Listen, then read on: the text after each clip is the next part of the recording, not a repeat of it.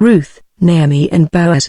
In the days when the judges ruled, there was a famine in the land, and a man of Bethlehem in Judah went to sojourn in the country of Moab, he and his wife and his 2 sons. The name of the man was Elimelech and the name of his wife Naomi, and the names of his 2 sons were Mahlon and Chilion. They were Ephrathites from Bethlehem in Judah.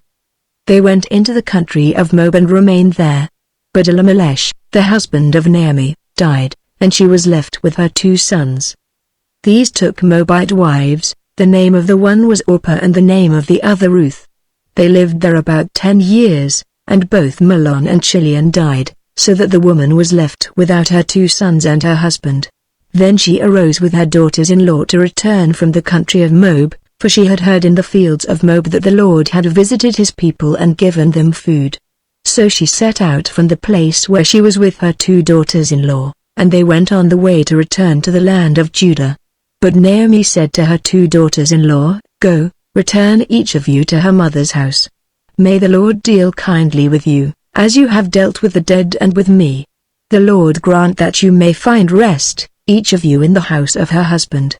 Then she kissed them, and they lifted up their voices and wept. And they said to her, "No, we will return with you to your people." But Naomi said, "Turn back, my daughters, why will you go with me? Have I yet sons in my womb that they may become your husbands? Turn back, my daughters, go your way, for I am too old to have a husband. If I should say I have hope, even if I should have a husband this night and should bear sons, would you therefore wait till they were grown? Would you therefore refrain from marrying? No, my daughters, for it is exceedingly bitter to me for your sake that the hand of the Lord has gone out against me." Then they lifted up their voices and wept again. And Orpah kissed her mother-in-law, but Ruth clung to her, and she said, "See, your sister-in-law has gone back to her people and to her gods, return after your sister-in-law."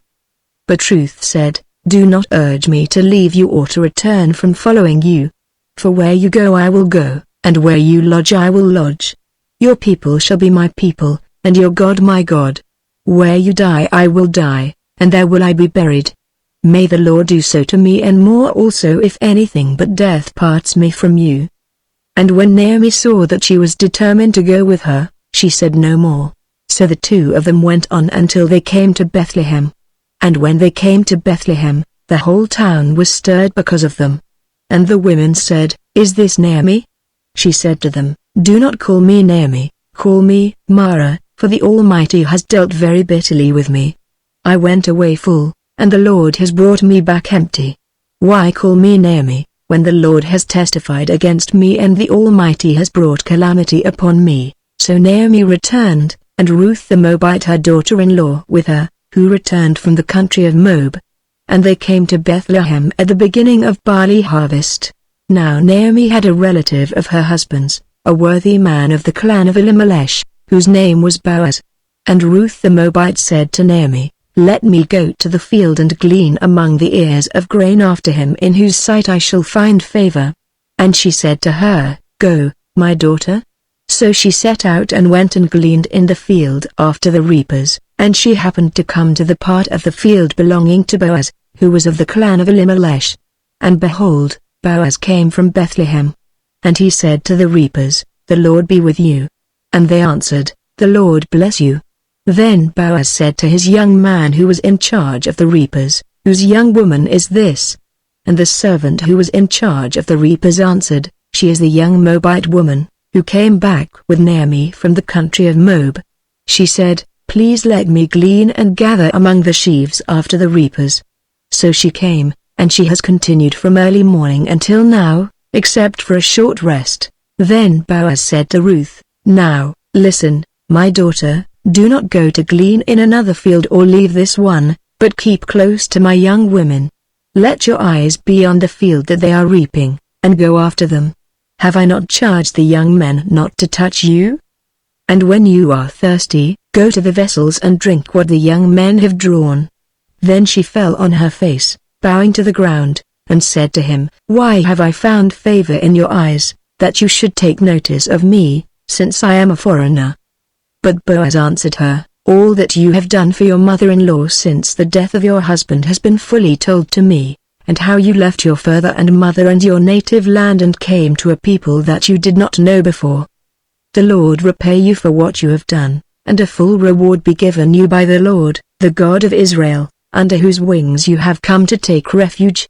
Then she said, "I have found favor in your eyes, my lord, for you have comforted me and spoken kindly to your servant, though I am not one of your servants."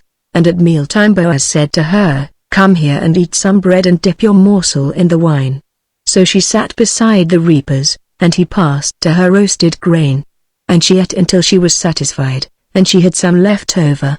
When she rose to glean, Boaz instructed his young men, saying, "Let her glean even among the sheaves, and do not reproach her. And also pull out some from the bundles for her and leave it for her to glean, and do not rebuke her." So she gleaned in the field until evening. Then she beat out what she had gleaned, and it was about an ephah of barley. And she took it up and went into the city. Her mother-in-law saw what she had gleaned. She also brought out and gave her what food she had left over after being satisfied. And her mother-in-law said to her, "Where did you glean today? And where have you worked?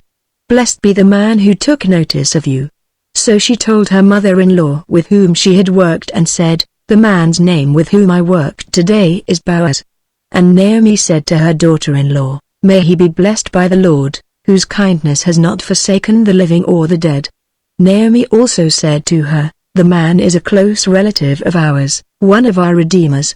And Ruth the Moabite said, "Besides, he said to me, 'You shall keep close by my young men until they have finished all my harvest.'" And Naomi said to Ruth, her daughter-in-law, "It is good, my daughter, that you go out with his young women, lest in another field you be assaulted." So she kept close to the young women of Boaz, gleaning until the end of the barley and wheat harvests.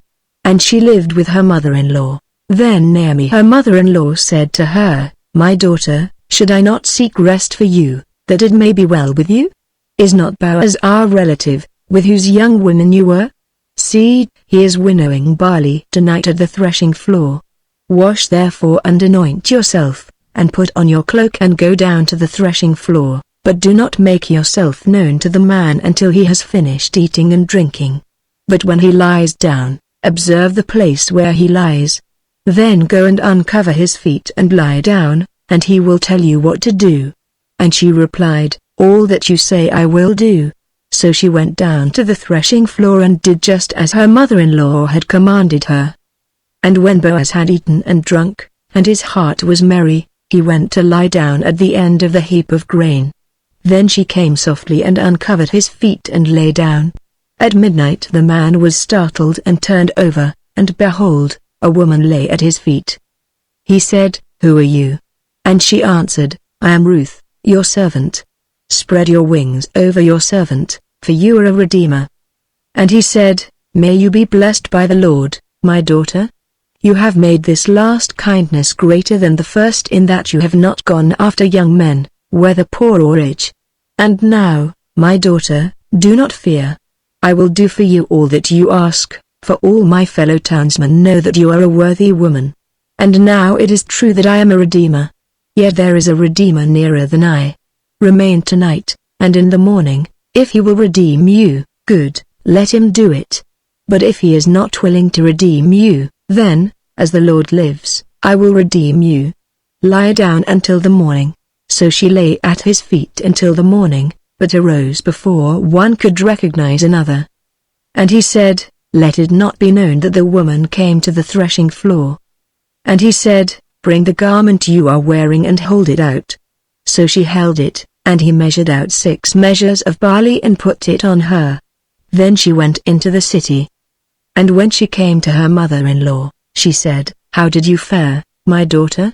Then she told her all that the man had done for her, saying, "These 6 measures of barley he gave to me, for he said to me, 'You must not go back empty-handed to your mother-in-law.'" She replied, "Wait, my daughter, until you learn how the matter turns out, for the man will not rest but will settle the matter today." Now Boaz had gone up to the gate and sat down there. And behold, the Redeemer, of whom Boaz had spoken, came by. So Boaz said, "Turn aside, friend, sit down here." And he turned aside and sat down. And he took 10 men of the elders of the city and said, "Sit down here." So they sat down. Then he said to the Redeemer, "Naomi, who has come back from the country of Moab, is selling the parcel of land that belonged to our relative Elimelech. So I thought I would tell you of it and say, buy it in the presence of those sitting here and in the presence of the elders of my people. If you will redeem it, redeem it. But if you will not, tell me, that I may know, for there is no one besides you to redeem it, and I come after you." And he said, "I will redeem it." Then Boaz said, "The day you buy the field from the hand of Naomi, you also acquire Ruth the Moabite, the widow of the dead, in order to perpetuate the name of the dead in his inheritance." Then the Redeemer said, "I cannot redeem it for myself, lest I impair my own inheritance. Take my right of redemption yourself, for I cannot redeem it." Now this was the custom in former times in Israel concerning redeeming and exchanging, to confirm a transaction. The one drew off his sandal and gave it to the other, and this was the manner of attesting in Israel. So when the Redeemer said to Boaz, "Buy it for yourself," he drew off his sandal.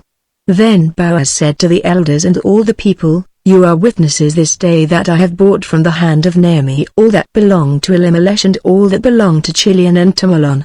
Also Ruth the Moabite, the widow of Mahlon, I have bought to be my wife, to perpetuate the name of the dead in his inheritance, that the name of the dead may not be cut off from among his brothers and from the gate of his native place. You are witnesses this day." Then all the people who were at the gate and the elders said, "We are witnesses. May the Lord make the woman, who is coming into your house, like Rachel and Leah, who together built up the house of Israel. May you act worthily in Ephrathah and be renowned in Bethlehem, and may your house be like the house of Perez, whom Tamar bore to Judah, because of the offspring that the Lord will give you by this young woman." So Boaz took Ruth, and she became his wife. And he went into her, and the Lord gave her conception, and she bore a son. Then the women said to Naomi, "Blessed be the Lord, who has not left you this day without a redeemer, and may his name be renowned in Israel. He shall be to you a restorer of life and a nourisher of your old age, for your daughter-in-law who loves you, who is more to you than 7 sons, has given birth to him."